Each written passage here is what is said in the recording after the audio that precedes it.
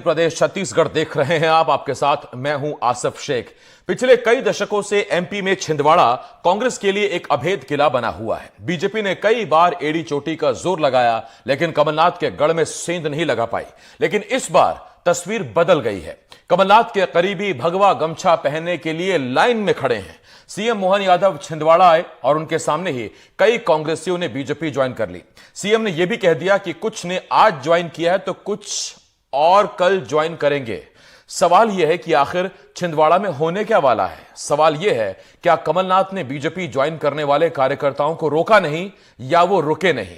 ऐसे ही कई सवाल हैं, लेकिन आइए सबसे पहले सुनते हैं सीएम मोहन यादव ने क्या कहा। श्री शिवराम पवार जी, श्री विशाल मराठा जी, श्री प्रवीण राउत जी, श्री हर्ष सोमाना जी, जिनके मैंने नाम लेते जा रहा हूं, मंच पर आते जाए। इनके साथ में हमारे सिंगोली क्षेत्र से कांग्रेस पार्टी के पूर्व जिला महामंत्री और सिंगोली के सरपंच रहे आदरणीय डॉक्टर उमेश शर्मा जी, मैंने जिनका नाम लिया हो, सभी हमारे हम सब जानते हैं काल के प्रवाह में हमारे भी अपने बीच में से कई लोगों के मन डावाडोल हो रहे हैं और आज नहीं तो कल हमारे परिवार में सम्मिलित होंगे। दुनिया में कोई रोक नहीं सकता है, क्योंकि सत्य तो एक ही है। कोई आज आएगा, कोई कल आएगा। आने वाले का स्वागत, और स्वागत इसलिए नहीं कि राजनीतिक दल बढ़ाना है, स्वागत इसलिए कि हमको भारत की सेवा करना है, स्वागत इसलिए कि मध्य प्रदेश को आगे बढ़ाना है, सबके साथ प्रदेश को खड़ा रखना है। अब किसी भी सेक्टर में मध्य प्रदेश कभी किसी के आगे पीछे नहीं घूमेगा। एक खास पैनल हमारे साथ जुड़ रहा है। हमारे साथ बीजेपी से प्रवक्ता डॉक्टर प्रेम व्यास जी और वरिष्ठ पत्रकार डॉक्टर महेंद्र सिंह जी हमें ज्वाइन कर रहे हैं। डॉक्टर प्रेम व्यास जी और डॉक्टर महेंद्र सिंह जी, आप दोनों का बहुत बहुत स्वागत करता हूं। दो डॉक्टर साहब हमारे साथ हैं, तो जरा ये जो अटकलें हैं इनकी चीड़फाड़ करेंगे जब दो विशेषज्ञ हमारे साथ हैं। तो पहला सवाल तो डॉक्टर महेंद्र सिंह जी आपसे पूछता हूं। महेंद्र सर, छिंदवाड़ा एक ऐसा गढ़, एक ऐसा किला, बीजेपी ने साम दाम दंड भेद कई कोशिशें की, एड़ी चोटी का जोर लगाया, लेकिन कभी ढा नहीं पाए। सातों की सातों सीटें कांग्रेस इस बार भी ले गई, पिछली बार भी ले गई। आपको लगता है कि यह सबसे बड़ा मास्टर स्ट्रोक था कि जो व्यक्ति जिस किले को संभाले हुए है, धुरी बनाए हुए है, उसी को बुला लो या उसी को अपने साथ ले लो तो फिर यह किला भी ढह जाएगा? आसिफ जी, मुझे ऐसा लगता है कि मध्य प्रदेश की जो राजनीति है ना, ये पीढ़ी परिवर्तन के दौर से गुजर रही है। और जब हम इसको पूरी तरह से एनालिटिकल व्यू में देखते हैं तो देखिए, आप ये पूरा एपिसोड जो था जिसमें कमलनाथ और नकुलनाथ का बीजेपी में जाना, ये तमाम जो अटकलें थी, ये एक तरह से साइकोलॉजिकल प्रेशर दोनों पार्टीज पर पड़ा। आप कांग्रेस के पॉइंट ऑफ व्यू से देखें तो कांग्रेस को ये डर था कि कहीं कमलनाथ और नकुलनाथ पाला बदल ना दें। तो वहीं बीजेपी के जो तमाम पुराने नेता थे वो आत्ममंथन के दौर से गुजर रहे थे कि अगर इसी तरह से जो है पार्टी में ऐसे नेताओं का आना जाना लगता रहा जिनके खिलाफ वो लगातार जीवन भर संघर्ष करते आए हैं, तो कहीं ना कहीं पॉलिटिकल प्रेशर का एक पूरा एपिसोड यहाँ पर मध्य प्रदेश में दिखाई दिया। लेकिन आज जब हम देख रहे हैं मुख्यमंत्री डॉक्टर मोहन यादव वहां पहुंचे हैं और वहां के जो सांसद हैं पूर्व मुख्यमंत्री कमलनाथ के बेटे नकुलनाथ, और पूरी तरह से ये पूरा गेम प्लान था कि किस तरह से ये जो एपिसोड है इसका पॉलिटिकल बेनिफिट उठाया जाए। और आप देखिए कि बीजेपी कितना स्ट्रैटेजिकली अपना पॉलिटिकल गेम प्लान तैयार कर रही है, खासतौर पर मिशन 2024 को लेकर। और अगर हम ये कहें कि मध्य प्रदेश में 28 सीटों पर तो कॉन्फिडेंट है बीजेपी, लेकिन इसी एक सीट पर पूरा फोकस जो है बीजेपी ने कर दिया है। शायद ये वजह थी कि सीएम डॉक्टर मोहन यादव को दिल्ली दरबार ने जब ये कहा कि आप छिंदवाड़ा जाइए और वहां पर सरकार की तमाम योजनाओं का बखान कीजिए और जितने भी कार्यकर्ता आ सकते हो उन्हें जो है यहाँ पर पार्टी में सदस्यता दिलाइए, तो एक बार फिर साइकोलॉजिकल गेम प्लान में बीजेपी आगे नजर आ रही है। और कांग्रेस को मुझे लगता है कि रणनीति के लिहाज से आसिफ जी यहाँ पर और मेहनत करने की जरूरत है। इतना जरूर हम देख रहे हैं कि कमलनाथ अभी जब मध्य प्रदेश लौटेंगे तो उनके क्या तेवर और क्या तलखी रहती है, और नकुलनाथ की पार्टी की बैठकों से जो दूरी है इसको भी खत्म करना होगा। तो कहीं ना कहीं कांग्रेस को भी एक पॉलिटिकल गेम प्लान में साइकोलॉजिकल एंट्री लेना पड़ेगी। और शायद मुझे ऐसा लगता है कि नकुलनाथ और कमलनाथ जब तक कांग्रेस के एक बड़े मंच पर साथ नजर नहीं आते हैं, तब तक कांग्रेस में एक मोटिवेशन का अभाव, मनोबल गिरने की जो घटनाएं हुई हैं उसको कहीं ना कहीं बढ़ाने की जरूरत दिखाई पड़ रही है। और बीजेपी लगता है कि इसमें पूरी तरह से साइकोलॉजिकल प्रेशर करने में जो है माहिर पार्टी नजर आ रही है। इसे कह सकते हैं कि बीजेपी एज लेकर आगे चल रही है, ड्राइविंग सीट पर है। कांग्रेस दो तरह के अभाव से जूझ रही है। एक तो एक स्ट्रांग मैसेज नहीं जा रहा है कि कमलनाथ पूरी तरह से और उनके समर्थक पूरी तरह से कांग्रेस के साथ हैं, और दूसरा ये कि अभी भी जो असमंजस और जो अटकलें लगी हुई हैं उससे मोटिवेशन कम है, जबकि लोकसभा चुनाव सामने है। हमारे साथ बीजेपी के प्रवक्ता डॉक्टर प्रेम व्यास जी भी, और कांग्रेस की तरफ से हमें आनंद तरण जी ज्वाइन कर रहे हैं, प्रवक्ता है। आनंद जी, आपका भी चर्चा में स्वागत करता हूं। डॉक्टर प्रेम व्यास जी आपके पास आऊंगा, लेकिन पहले आनंद जी आपके पास आ रहा हूं। आनंद जी, छिंदवाड़ा में कोई कांग्रेस का नाम लेवा बचेगा कि नहीं? आज हमने देखा है लोग लाइन में लगे हुए थे बीजेपी ज्वाइन करने के लिए। देखिए, बीजेपी साइकोलॉजिकल तरीके से अपना प्रभाव डालना चाहती, लेकिन छिंदवाड़ा में कांग्रेस के 7 विधायक हैं। वो कितने ही कोशिश कर लें, छिंदवाड़ा से कहीं से कुछ नहीं। और दूसरी एक बात और बताता हूं, मध्य प्रदेश में कम से कम आधी सीट कांग्रेस जीत के आएगी, क्योंकि जो स्थिति आज है, आज जो भारतीय जनता पार्टी ने अपनी छवि बना रखी है मध्य प्रदेश में, निश्चित रूप से मध्य प्रदेश की आम जनता नाराज है, परेशान है। क्योंकि आज जो महंगाई चरम सीमा पर है, जो आज बेरोजगारी चरम सीमा पर है, जो आज किसान परेशान है, किसान की उपज का सही दाम नहीं मिल रहा उन्हें, तो निश्चित रूप से आज चारों तरफ अराजकता का माहौल है। बेटियां परेशान है, लाइन ऑर्डर नाम की कोई चीज नहीं है, तो हर वर्ग परेशान है। व्यापारी परेशान है, व्यापारियों की दुकान पर ग्राहक नहीं है, कोई पैसे का चारों तरफ अभाव है, निवेश है नहीं है। तो किस तरह से कर्जे पे कर्जा सरकार ले रही है, तो कैसे सरकार चल रही है? तो ये तो भगवान भरोसे है। निश्चित रूप से ये किसी तरह का प्रभाव डालने, केवल ये प्रभाव डालते हैं। कांग्रेस एक है और एकता के साथ काम करेगी, और आगामी लोकसभा चुनाव में बहुत गंभीरता के साथ चुनाव लड़ेगी। आज हमारी युवा शक्ति बहुत अच्छी तरह से सक्रिय है, और निश्चित रूप से मध्य प्रदेश में आनंद जी, आपने दावा किया कि आधी सीटें आपके पास आ रही। मैं मान के चलता हूं कि 29 में से 14 का भी अगर दावा कर रहे हैं, तो ये तो विधानसभा चुनाव को लेकर आपके एक बड़े नेता है फूल सिंह बरैया, उन्होंने भी बयान दिया था कि 50 सीटें भी आ जाएंगे तो राजभवन के सामने मुंह काला करा लूंगा। देखिए आसिफ जी, मध्य प्रदेश में उस समय और आज में बहुत अंतर है। मैंने आपसे क्या बोला कि उस समय भी 199 जो बैलेट के चुनाव हुए थे, उसमें 199 सीटों पर कांग्रेस विजयी हुई थी। आज अगर है, ईवीएम का सबसे बड़ा मामला है, और निश्चित रूप से ईवीएम के ऊपर चाहे सर्वोच्च न्यायालय ने उसने भी उसमें अपनी भागीदारी स्थापित की है, तो निश्चित रूप से आने वाले समय में ये सब चीजें स्थापित हो जाएंगी। आज जो जिस तरह की भारतीय जनता पार्टी एक फीडिंग कर रही है कि हम तो 4 तो पार जाएंगे, और उस तरह की वो व्यवस्था करने में लगी, वो एक साइकोलॉजिकल तरीके से प्रभाव डाल रही है। लेकिन अब मोदी जी के दिन जाने वाले, अमित शाह के दिन चले गए, तो निश्चित रूप से अब मध्य प्रदेश में नई गाथा होगी, पूरे देश में नई गाथा की सूत्रपात होगा। जो इंडिया गठबंधन है, जिसके नाम पर इतने घबराकर नीतीश कुमार और इस तरह के कई लोगों को जो भारतीय जनता पार्टी ने जो दागदार थे उन्हें त्रिलोपाल की तरह साफ कर दिया, तो पूरे देश की जनता आज देख रही है। आज पूरे देश की जनता जो चाल चरित्र चेहरे की बात करती थी, जो पार्टी लाइन से हटके बात करती थी दूसरी पार्टियों की, उसका चरित्र आज पूरे देश की जनता देख रही है कि उसका चरित्र कितना घिनौना हो गया, कितना दागदार हो गया, कितना कलुषित हो गया। ये इस देश की जनता ने बहुत गंभीरता के साथ देखा, और निश्चित रूप से मैं बहुत गंभीरता से कह रहा हूं, कांग्रेस के लिए अगर छिंदवाड़ा की बात करते, छिंदवाड़ा में 7 सीट कांग्रेस की हैं, विधानसभा की 7 सीट। लोकसभा जीतने का जो दंभ भर रही है भारतीय जनता पार्टी, आज बार बार वो चक्कर लगा रहे हैं, लेकिन कहीं से भी उनको वहां सफलता नहीं मिलेगी। बल्कि मैं आता हूं आपके पास, हालांकि ये 7 विधायक कांग्रेस के जरूर हैं, लेकिन कमलनाथ को छोड़ दें अगर, तो जो बाकी के 6 विधायक हैं वो कांग्रेस के साथ है भी या नहीं, इस पर भी मैं आपसे एक सवाल पूछूंगा। हाल में एक मीटिंग हुई थी, 6 में से कोई नहीं पहुंचा था। सज्जन सिंह वर्मा बोले थे अलग दुनिया है उनकी। डॉक्टर प्रेम व्यास जी, पहले आप बताइए, फिर मैं आनंद जी के पास जाता हूं। डॉक्टर प्रेम व्यास जी, आप कहते थे देश को कांग्रेस मुक्त करेंगे, धीरे धीरे आप ही कांग्रेस युक्त होते जा रहे हैं।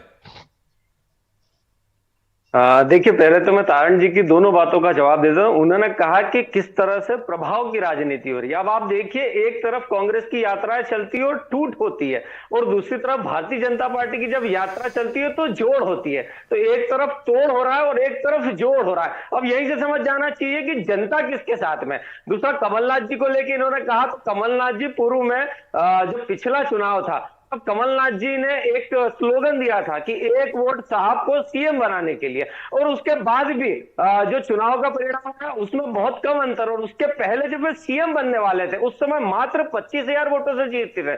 और मुझे लगता है यह अभय किला नहीं है। 1997 में जब उपचुनाव हुआ था तो सुंदरलाल पटवा जी जरूर वहां से जीते थे, और उसके बाद अभी का अगर लोकसभा चुनाव जो पिछला हम अगर समझ ले, नहीं तो पटवा जब जीते थे तो उसके बाद अगली बार पटवा हार भी गए थे।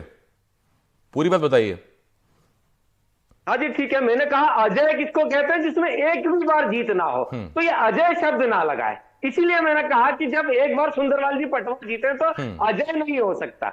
दूसरी बात है कि जो लोकसभा चुनाव था जिसमें नकुल नाथ जी लड़े थे, नकुल नाथ जी 37,536 वोटों से जीते थे और उसके पूर्व में कमलनाथ जी जितने भी वोटों से जीते थे। तो निश्चित रूप से हमने जो विकास कार्य कराए और नरेंद्र मोदी जी के नेतृत्व में भारतीय जनता पार्टी ने जो डबल इंजन की सरकार ने जो कार्य कराए उसी का प्रतिशत तो है। अब ये कह रहे थे युवा शक्ति की बात, आप बताइए अभी छिंदवाड़ा से युवा शक्ति अखिलेश शुक्ला जी वे लगभग 2400 समर्थकों के साथ में और बताया उन्होंने लिस्ट दी है और लिस्ट में फोन नंबर भी डाले हैं, वे भारतीय जनता पार्टी में शामिल हुए। अभी आज ही के दिन में कांग्रेस प्रदेश कांग्रेस के जो मंत्री थे उज्जवल सिंह जी वे भारतीय जनता पार्टी में आए हैं। उसके बाद में महामंत्री कांग्रेस के अज्जू ठाकुर जी और कई जनपद सदस्य, नगर पालिका सदस्य, अध्यक्ष और सभी ने भारतीय जनता पार्टी के जो विकास कार्य है उसमें विश्वास प्रदर्शित करा है। और उसके पहले पांडुरंग में जब मुख्यमंत्री जी का पहला दौरा था तब वहां जो जनता जिस तरह से जनादेश के रूप में वहां एकत्र हुई थी वहीं से तय हो गया था कि इस बार भारतीय जनता पार्टी पूरी 29 लोकसभा सीटों में क्लीन स्वीप करने की परिस्थिति में। हमने चूंकि विकास किया, हमने आम जनता से जुड़े मुद्दों को हल करने का कार्य किया है और हमने जनता में एक स्थायी सरकार का विश्वास प्रदर्शित करा। इसीलिए मैंने कहा था ठीक है, मैं इस पे पूछता हूं आपसे कि विकास अगर है तो फिर कमलनाथ की आवश्यकता क्या है या कमलनाथ स्वयं ज्वाइन करना चाहते हैं? मैं इस पे आऊंगा आपके पास। जरा एक सवाल मैं आनंद तरण जी से पूछ लूं। आनंद जी, आप बार बार 6 विधायकों का हवाला दे रहे थे, कमलनाथ को छोड़ के मैं 6 विधायक की बात कर रहा हूं। हाल ही में एक मीटिंग हुई थी, उनको बुलाया गया था 6 विधायकों को, आपको जानकारी होगी, उनमें से एक भी नहीं पहुंचा। दूसरी बात, कमलनाथ के कार्यकर्ता, उनके बारे में तो यह कहा जाता है कि कमलनाथ जहां कह देंगे कार्यकर्ता वहीं चले जाएंगे, जय जय कमलनाथ के नारे लगाते हैं वो कार्यकर्ता कांग्रेस से पहले। तो फिर इतने सारे कार्यकर्ताओं ने आज सीएम के सामने बीजेपी ज्वाइन कर ली, कमलनाथ ने उन्हें रोका नहीं या उन्होंने कमलनाथ की सुनी नहीं? देखिए आसिफ जी, कमलनाथ छिंदवाड़ा, आपने देखा होगा कि जैसे छिंदवाड़ा का एक अलग आइडियोलॉजी है। छिंदवाड़ा के बारे में जो लोग बोलते हैं कि मॉडल छिंदवाड़ा मॉडल, और छिंदवाड़ा मॉडल का आपने अगर देखा होगा उसकी किताब का विमोचन हुआ था भोपाल में हिंदी भवन में, 2-3 साल पुरानी बात ले जा रहा हूं आपको। और आपने ये भी देखा होगा कि भारतीय जनता पार्टी के एक कद्दावर नेता बाबूलाल गौर ने उसका विमोचन किया था, जो उस समय मंत्री थे, तत्कालीन गृह मंत्री थे शायद। तो मेरा ये कहना नहीं, वो एक अलग मामला है, लेकिन मेरा ये कहना है कि भारतीय जनता पार्टी कितनी कोशिश कर ले।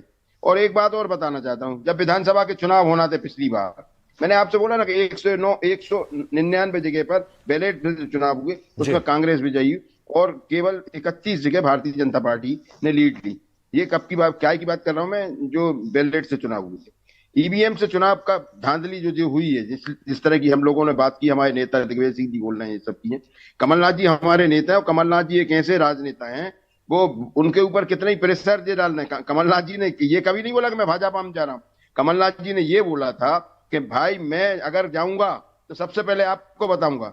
बोला था ना, आप बताइए, आपका भी चैनल था, तो उन्होंने तो यही बोला था कि भाई मैं अगर कुछ करूंगा तो सबसे पहले आप लोगों को बताऊंगा। तो केवल और केवल जो ये सब बाबंडर मचाया, या तो भारतीय जनता पार्टी ने मचाया, क्योंकि भारतीय जनता पार्टी के अध्यक्ष ने बोला था कि नहीं, तो उसमें सर ये संशय, ये अटकलें, ये संभावनाएं, उम्मीदें, कयास, ये सब इसीलिए तो है क्योंकि आप 3 शब्दों में नहीं कह सकते कि मैं भैया कांग्रेसी हूं, था, रहूंगा जिंदगी भर, ताउम्र। ये भी तो नहीं कहा।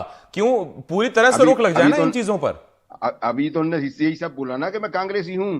अरे भाई, जब वो कांग्रेस और हूं तो हूं, लेकिन रहूंगा क्या तो नहीं है, वो कहीं नहीं जाने वाले। मैंने जितने भी चैनल पे डिबेट हुई है, मेरी भी कम से कम 10-20-25 चैनलों पे हुई है डिबेट, हर आदमी ने मेरे से पूछा। मैंने बोला कमलनाथ जी कांग्रेस के ऐसे नेता हैं, वो इंदिरा जी के तीसरे पुत्र के रूप में रहे और लगातार वो कांग्रेस की रीढ़ की हड्डी बने रहे। 25 चैनल नहीं आनंद जी, आप 50 चैनल पे कह दीजिए, उससे फर्क नहीं पड़ेगा। फर्क पड़ेगा कमलनाथ के एक बार कहने से कि मैं यही हूं, इंदिरा का तीसरा बेटा हूं, मैं छोड़ के नहीं जाऊंगा। मैं आता हूं इस पर आपके पास आनंद जी, जरा मैं महेंद्र सिंह सर के पास जा रहा हूं। आता हूं आनंद जी, आता हूं आनंद जी। फिर आनंद कैसे आएगा, सबकी बातें नहीं सुनेंगे। तो पहले महेंद्र सिंह जी आपके पास आ रहा हूं, उसके बाद फिर मैं जाता हूं प्रेम व्यास जी के पास। महेंद्र सर, देखिए लिस्ट सिंगल पैनल की जो जारी हुई है या जिस पर बातचीत चल रही है कांग्रेस में, उन 6 सीटों पर एक सीट है छिंदवाड़ा, उसमें नकुल नाथ का नाम आगे चल रहा है। जी। तो पैनल की लिस्ट वाकई सिंगल पैनल की लिस्ट बनी है, ऐसी कोई चर्चा चल रही है, या दरअसल कमलनाथ तक ये खबर पहुंचा दी गई है कि नहीं नहीं आप ही के बेटे का नाम चल रहा है, वही लड़ेंगे और कांग्रेस से लड़ेंगे, तो आप कोई गुंजाइश बचती हो या रहती हो तो यहीं रहिए, जरूरत है आपकी इस नाजुक दौर में। बिल्कुल ठीक बात है। आसिफ जी, मैं आपको एक पखवाड़े पहले ले जाऊंगा, जब जी। खुद कमलनाथ ने मीडिया के कैमरों के सामने कहा था कि छिंदवाड़ा से नकुल नाथ ही कांग्रेस के प्रत्याशी होंगे। और उनके इस बयान के बाद जो है लगातार सियासी गलियारों में इस बात की चर्चा थी कि कमलनाथ ने तो टिकट खुद ही तय कर दिया, और जो पीढ़ी परिवर्तन के दौर से कांग्रेस पार्टी गुजर रही है, यानी कि पीसीसी चीफ जीतू पटवारी बनाए गए हैं, विधानसभा में लीडर ऑफ अपोजिशन उमंग सिंगार बनाए गए, यानी कि एक युवा और नए पौध को जो है कांग्रेस आगे लाना चाह रही थी। लेकिन उससे ठीक पहले जब कमलनाथ जी कहते हैं कि नकुलनाथ ही कांग्रेस के प्रत्याशी होंगे, तो इस बात को लेकर बहस तेज हो जाती है कांग्रेस में अंदर खाने से। वही मैं आपको बता दूं कि जब हमने सबसे खास माने जाने वाले कमलनाथ जी की परछाई जिन्हें माना जाता है, दीपक सक्सेना, जिन्होंने अपनी विधानसभा छोड़ी थी जब कमलनाथ मुख्यमंत्री थे मध्य प्रदेश के, और उनकी सीट से जाकर कमलनाथ ने इलेक्शन कंटेस्ट किया था और वो जीते थे। उन्होंने खुद इस बात को जो है मीडिया के कैमरों के सामने कई टीवी चैनल्स की डिबेट में शामिल होकर कहा कि कमलनाथ जी बहुत आहत हैं, और तैयारी कांग्रेस पार्टी में इस बात की भी हो रही थी कि नकुलनाथ जी का टिकट काट दिया जाए। यानी कि वो डर गए थे एक तरह से, कांग्रेस के अंदर खाने से बात की जाए तो छिंदवाड़ा के जो तमाम स्थानीय नेता थे वो चिंता में थे कि इतने बड़े नेता की राजनीतिक तौर पर इस तरह से बयानबाजी सामने आना और उनके बेटे के टिकट को लेकर संशय की स्थिति पैदा होना, तो कहीं ना कहीं ये बहस का विषय भी बना। मैं आपको बताना चाहूंगा कि कमलनाथ जी और नकुलनाथ जी अगर एक बार खुद सामने आकर के इस बात को यहाँ पर कह दें कि वो जिस पार्टी के प्रति निष्ठावान है उसी पार्टी में रहने वाले हैं, तो ये सारी बहस का दी एंड हो जाएगा। लेकिन मुझे लगता है कि पॉलिटिकल गॉसिप का पूरा मजा जितना पॉलिटिकल कार्यकर्ता ले रहे हैं उतना मुझे लगता है नकुलनाथ और कमलनाथ जी भी ले रहे हैं, जिसमें नकुलनाथ जी को उनकी अहमियत का अंदाजा भी हो रहा है, और कमलनाथ जी एक बार फिर अपनी पार्टी को इस बात की तस्दीक कराने में कामयाब हो गए हैं कि वो बड़े नेता थे, बड़े नेता हैं और बड़े नेता और रहेंगे। महेंद्र सर, एक छोटा सवाल मेरा आपसे और भी है। महेंद्र सर, मैं आपसे पूछना चाहता हूं, देखिए अब इस टॉपिक पर डिबेट करना बेमानी है कि कमलनाथ जैसा इतना पुराना कांग्रेसी नेता, इंदिरा का तीसरा बेटा, वो बीजेपी में जाएंगे क्या? क्योंकि आज जिस तरह से छिंदवाड़ा पहुंच के सीएम के सामने कई पार्षद, नगर परिषद के अध्यक्ष, इस लेवल के जब कार्यकर्ताओं को ज्वाइन कराया गया है, तो ये वो स्थिति तो नहीं है कि एक जहाज का कैप्टन सबसे पहले जब जहाज मुश्किल में होता है तो पहले अपने सारे कर्मचारियों को बाहर निकालता है और आखिर में बाद निकलता है खुद, तो वही स्थिति है क्या? देखिए, इसको इस नजरिए से मुझे लगता है देखने की जरूरत नहीं है, लेकिन सियासी चश्मे से जब हम इस पूरे घटनाक्रम को देखेंगे तो जरूर ये लगता है कि ये एक बड़े तूफान से पहले की आहट सुनाई देती है। लेकिन मैं इससे मानता हूं कि ये बीजेपी का गेम प्लान ज्यादा अब नजर आ रहा है, क्योंकि बीजेपी को अब ये बात तो समझ में आ गई है कि कमलनाथ जी की किरकिरी हो चुकी है, यानी कि अब वो कांग्रेस पार्टी में उस विश्वास को हासिल करने में जुटेंगे जो कि उनका पुराना रहा है। तो ऐसे में अब बड़ा सवाल ये होता है कि नकुलनाथ के राजनीतिक भविष्य का क्या होगा, और बीजेपी जो पॉलिटिकल स्ट्रैटेजी के साथ अब छिंदवाड़ा में जुट गई है, एक तरह से बात की जाए तो बीजेपी के जो तमाम बड़े नेता हैं वो पर्दे के पीछे से ये कहते नजर आ रहे हैं कि हमें छिंदवाड़ा जीत करके प्रधानमंत्री जी को और अमित शाह जी को देना है। तो इस गिफ्ट को देने में अब बीजेपी के नेताओं ने पूरी रणनीति जो है वो छिंदवाड़ा को लेकर बना ली है, यानी कि मध्य प्रदेश की 29 लोकसभा सीटों की बात करें तो छिंदवाड़ा मिशन जो है वे बीजेपी की प्रायोरिटी लिस्ट में है। तो अब देखने वाली बात होगी कि आज जो एक मनोबल तोड़ने की कोशिशें की गई हैं, खुद मुख्यमंत्री डॉक्टर मोहन यादव जब वहां पहुंचते हैं तो एक तरह से पूरा सरकारी मंच होता है, और उस मंच पर जब तमाम कांग्रेस के नेताओं को बीजेपी का दुपट्टा उड़ाया जाता है तो इस बात की तस्दीक कर दी जाती है कि आने वाला कल भारतीय जनता पार्टी का है, इसलिए छिंदवाड़ा के स्थानीय नेता भी बीजेपी के खेमे में आ जाएं। लेकिन इससे जरा भी इस बात को जोड़ा नहीं जा सकता कि नकुलनाथ भी कल को अपना पाला बदल सकते हैं। नहीं, इसमें वही बात है सर कि अगर देखिए छिंदवाड़ा में कहते हैं कि कमलनाथ की मर्जी के बिना कांग्रेस में पत्ता भी नहीं हिलता, तो मैं वही बार बार पूछ रहा हूं कि ऐसे कैसे हो सकता है कि कमलनाथ की मर्जी के खिलाफ जाकर इतने सारे कार्यकर्ताओं ने बीजेपी ज्वाइन कर ली? इसका मतलब छिंदवाड़ा के उन मूल कार्यकर्ताओं को वो चीज मालूम है जो हमें यहां बैठकर नहीं मालूम, या आनंद तरण जी को अगर मालूम भी है तो वो बता नहीं रहे हैं हमें। मैं प्रेम व्यास जी के पास जा रहा हूं। प्रेम व्यास जी, जब आप कह रहे थे कि आपने इतना विकास किया, इतनी योजनाएं हैं, ये है वो है, 29 की 29 सीटें आएंगी, तो फिर छिंदवाड़ा के कार्यकर्ताओं की, कमलनाथ की, नकुलनाथ की आपको पार्टी में आवश्यकता क्या है? कहीं ऐसा तो नहीं कि पिछली बार जब विधानसभा चुनाव में हमने देखा था कि प्रहलाद पटेल, उन्होंने भी पूरी ताकत झोंक दी थी छिंदवाड़ा में, वो लड़ रहे थे नरसिंहपुर से लेकिन झुके हुए थे, और जब इंटरव्यू भी मैंने उनसे किया था तो उन्होंने मुझसे कहा था कि मैं तो जीत गया लेकिन मुझे मलाल है कि मैं छिंदवाड़ा नहीं जिता पाया, फिर से 7 की 7 सीटें कांग्रेस में चली गई थी। तो ऐसा तो नहीं कि बीजेपी ने एड़ी चोटी का जोर लगा लिया है और उन्हें कोई जब तरीका समझ में नहीं आया तो फिर एक ही तरीका था कि उस बड़े छत्रप को ही अपने साथ मिला लीजिए जिसके दम पर कांग्रेस का किला खड़ा है।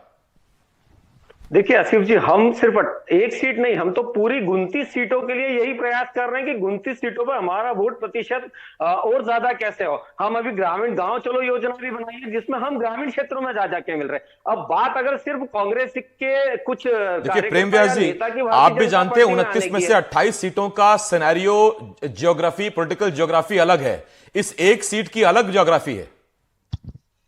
देखिए ठीक है, दूसरी बात, हम तो अपना प्रयास, इसीलिए मैंने कहा कि हमारे लिए पूरी 29 सीटें महत्वपूर्ण है। ऐसा नहीं है कि 28 सीटों पर हमने जीत प्राप्त कर ली है तो हम 28 सीटों के बारे में सोच नहीं रहे। दूसरा, जो कांग्रेस के कार्यकर्ताओं और नेताओं की आने की बात है तो हम तो राम जी को मानते हैं कि शरणागत जेत अजित निज अनित अनुमानी तेनर पावर पापमय तीनही बिलों का धानी, जो भी शरण मांगेगा उसको समझ लेना है। विकास के पथ पर हमारी गाड़ी अग्रसर है। अब उसमें कोई सहभागी बनना चाहता है तो स्वतंत्र रूप से उसका स्वागत है। अब मैं आपको बताता, अखिलेश शुक्ला जिनका मैंने नाम लिया, लगभग 75 वर्षों से वो परिवार कांग्रेस के साथ था और उनके दादाजी भी कांग्रेस के लिए राजनीति करते थे, उनके पिताजी भी। अब कांग्रेस अपना पूर्ण रूप से विश्वास कांग्रेस के युवा कार्यकर्ताओं के मध्य भी खो चुकी है और वरिष्ठ कार्यकर्ताओं के मध्य भी खो चुकी है। जिस तरह से कांग्रेस में डिमोशंस होते हैं और जिस तरह से अपरिपक्वता के साथ में नाम घोषित कर दिए जाते हैं, आप देखिए मध्य प्रदेश की राजनीति में पहले गाली बको आंदोलन चला, उसके बाद पेट्रोल डालो आंदोलन चला, मुरली मोटवाल जिनका टिकट काट दिया, कमलनाथ जी समर्थक और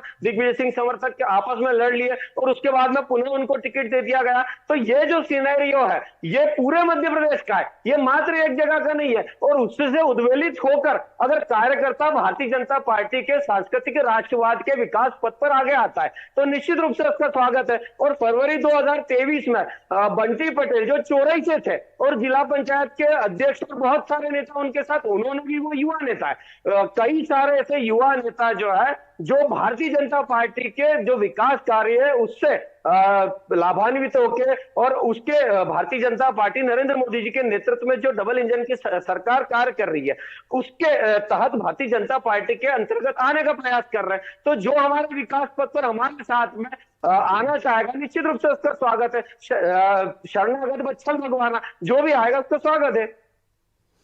ठीक है आनंद जी, जो जाएगा उसका स्वागत है, लेकिन आप रोक कैसे पाएंगे सर? इतनी पुरानी पार्टी, 125 साल पुरानी पार्टी खाली हो जाएगी क्या? देखिए, रिक्त स्थान की हमेशा पूर्ति होती है, ये तो आप मानते हैं आसिफ भाई। अरे आपका मैजिकल छेद है सर, उसमें से निकला ही जा रहा है, निकला ही जा रहा है, आ कुछ नहीं रहा है। सुन तो ले भैया, आसिफ भाई बिल्कुल सही बोल रहे हैं आप।